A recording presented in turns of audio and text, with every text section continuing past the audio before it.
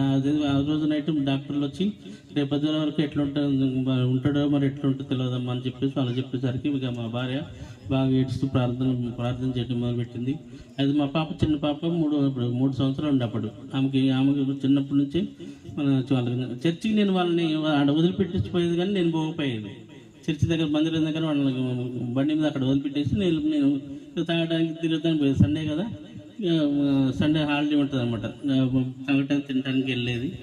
అప్పుడు పోయేటప్పుడు మా భార్య బాగా ప్రార్థన చేస్తే తెల్లవారుజామున పాప నాకు మమ్మీ టాయిలెట్ వస్తుంది మమ్మీ అన్నట్టు తరని ఎత్తుకొని బయటకు తీసుకెళ్ళింది.